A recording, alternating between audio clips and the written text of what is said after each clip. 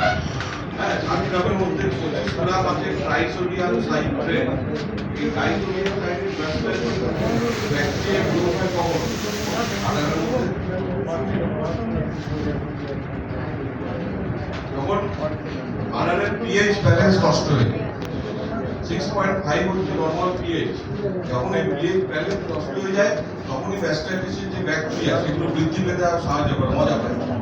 সুতরাং আমাদের এর মধ্যে যে ট্রাইসোডিয়াম সাইট্রেট আছে এর মধ্যে 25 গ্রাম ট্রাইসোডিয়াম সাইট্রেট আছে। আদারের যে পিএইচ সেটাকে মেনটেন করতে সাহায্য করে, তার জন্য ব্যাকটেরিয়াল গ্রোথ আর ভেতরে হতে পারে। এটা সাবক্লিনিক্যাল এবং ক্লিনিক্যাল বোথ পর্যায়ে আপনি ইউজ করতে পারেন। যেখানে হালকা ম্যাস্টাইটিস দেখতে পাচ্ছেন যে আদারের মধ্যে যে একটু রেডনেস ভাব আছে, গরম ভাব আছে, হালকা ঝাড়কাটা জল আসছে, সেখানে আপনি ইনিশিয়াল স্টেজে 5টা এরকম বক্সের মধ্যে পাওয়া যায়, হ্যাঁ 5টা স্যাচেট আপনি দিয়ে দেবেন, দেখবেন আপনার অ্যান্টিবায়োটিকের প্রয়োগ করতে হবে, কারণ পিএইচটাকে আগে মেনটেন করতে হবে। এছাড়াও যেখানে ম্যাস্টাইটিস হয়ে গেছে ক্লিনিক্যাল পর্যায়ে যাবে, সেখানেও আপনি অ্যান্টিবায়োটিকের সঙ্গে সঙ্গে এই 5টা অ্যাভেলেবল দেখবেন অ্যান্টিবায়োটিকের কাজটা খুব ভালো হবে এবং ভেতরের যে টিস্যু জেনারেট নষ্ট হয়ে গেছে সেগুলোকেও এখানে মাইক্রো জেনারেল দেওয়া রয়েছে এবং ভিটামিন দেওয়া রয়েছে, সেটা খুব তাড়াতাড়ি রিকভারি করবে, অর্থাৎ ম্যাস্টাইটিসটা খুব তাড়াতাড়ি নির্মূল। এমএনএ তাহলে যদি কোশ্চেন থাকে একটু বলতে পারেন।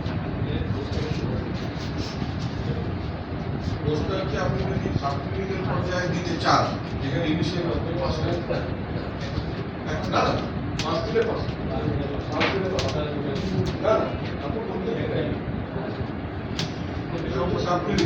বাচ্চা দেওয়ার আগে আমি যেটা বললাম যে অনেক গরুর ম্যাক্সিমাম দেখা যাচ্ছে প্রবণতা বাচ্চা দেওয়ার পরে 7 দিনে একটা ম্যাস্টাইটিস হচ্ছে, সেখানে এটা কম্বিনেশন দিলে আপনাকে কোনো খাবারের কিছু করতে হবে, আপনি 100% অ্যাসুরেন্স ম্যাস্টাইটিস হবে। এছাড়াও ধরুন যেখানে অ্যান্টিবায়োটিক আপনাকে আক্রান্ত হয়ে গেছে, অ্যান্টিবায়োটিক প্রয়োগ করতে হবে। আমি যেটা বললাম অ্যান্টিবায়োটিক কখন কাজ করতে পারবে, যখন তার পিএইচ ব্যালেন্স থাকে। আমাদের শরীরেও অ্যান্টিবায়োটিক তখনই কিন্তু কাজ করে যখন শরীরের পিএইচ ব্যালেন্স ঠিক থাকে। তো আদারের পিএইচ ব্যালেন্স নর্মালাইজ করবে ট্রাইসোডিয়াম সাইট্রেট, তার সঙ্গে সঙ্গে ভেতরের যে টিস্যু অ্যাম্পার হয়ে আছে তার জন্য এখানে পর্যাপ্ত পরিমাণে জিঙ্ক দেওয়া রয়েছে।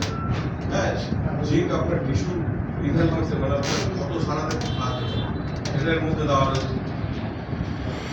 সুতরাং ম্যাস্টাইটিসের সাবক্লিনিক্যাল পর্যায়েও আপনি অ্যান্টিবায়োটিক হয়তো 3 দিন দেবেন বা 4 দিন দেবেন, সঙ্গে 5 দিন এটা রেকমেন্ড করবেন। যদি খুব খারাপ কন্ডিশন থাকে তাহলে একটু কন্টিনিউ বেশি দিন 10 দিন দেবেন।